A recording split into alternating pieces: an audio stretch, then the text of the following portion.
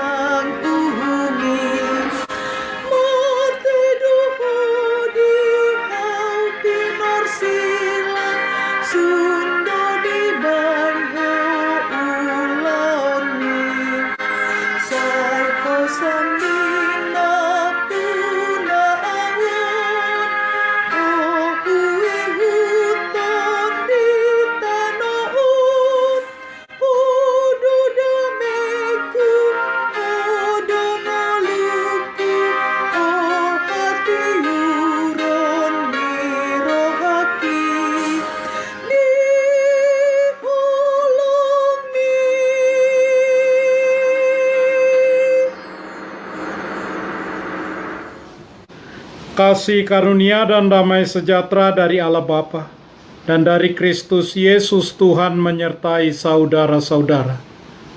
Amin. Saudara-saudara, firman Tuhan renungan harian Selasa 7 Desember 2021 dari kitab Yesaya pasal 38 ayat 17 mengatakan, "Sesungguhnya penderitaan yang pahit menjadi keselamatan bagiku. Engkaulah yang mencegah jiwaku dari lubang kebinasaan, sebab engkau telah melemparkan segala dosaku jauh dari hadapanmu." Dalam bahasa Batak Toba mengatakan, "Idama majadi hasonangat diau sopot ni parniahapakku.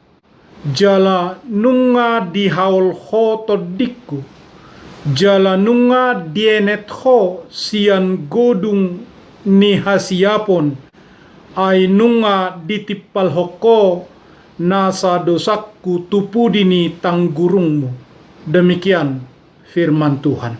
Saudara-saudara, saya membaca tulisan di banyak salib yang tertancap di tempat pekuburan umum. Hal pertama yang saya lihat adalah usia yang meninggal. Ada yang umur 97 tahun, ada yang umur 103 tahun, ada yang berumur 50 tahun, tetapi ada juga yang masih bayi, yang remaja, yang pemuda. Kita harus mengakui bahwa kematian tidak harus meminta izin tentang usia. Kematian akan datang. Pergi ke rumah duka lebih baik daripada pergi ke rumah pesta, karena di rumah dukalah kesudahan setiap manusia. Hendaknya orang yang hidup memperhatikannya. Pengkhotbah 7 ayat 2. Kematian adalah takdir setiap orang. Semua orang yang hidup harus memperhatikan ini. Setiap hari bisa menjadi hari terakhir dari setiap orang. Jadi, setiap orang perlu memikirkan kematian sebelum terlambat. Tubuh manusia adalah mesin yang rapuh dan rumit. Dari telapak kaki sampai ujung rambut di kepala, tidak ada bagian dari kita yang tidak kena penyakit. Ketika kita memikirkan semua penyakit yang menyerang kita, kita tidak terlalu heran bahwa kita akhirnya mati. Kalaupun kita tidak mau mati karena sakit, tetapi kita akan mati karena kehabisan tenaga, karena menua. Kejatuhan umat manusia ke dalam dosa telah membawa serta kutukan, penyakit, penderitaan, dan rasa sakit, akhirnya kematian. Kutukan, penyakit, penderitaan, dan rasa sakit adalah konsekuensi dari pelanggaran manusia atas perintah Tuhan. Pandemi coronavirus 19 kita artikan bahwa Tuhan sedang bekerja melalui kelemahan ini untuk membawa orang lebih dekat kepada Tuhan. Penyakit dimaksudkan untuk mengajari kita untuk sadar bahwa kita rapuh. Dunia yang kita tinggali ini hanyalah tempat pelatihan untuk berangkat ke tempat lain, ke surga, di mana tidak ada kerusakan, tidak ada kesulitan, tidak ada air mata, tidak ada kesengsaraan, tidak ada dosa. Sakit dan penyakit mengarahkan kita untuk jujur melihat hidup sebagaimana Raja Hizkia. Hizkia baru berumur 39 tahun. Ia menjadi raja di Yehuda menggantikan ayahnya yang tidak percaya kepada Tuhan. Dia adalah pemimpin politik dari umat pilihan Tuhan. Dia melayani dan menyembah Tuhan dengan begitu setia.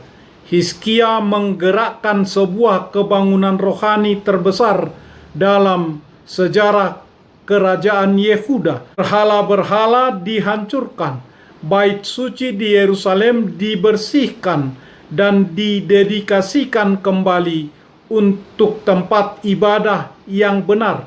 Perjanjian Musa diperbaharui dan Paskah dirayakan.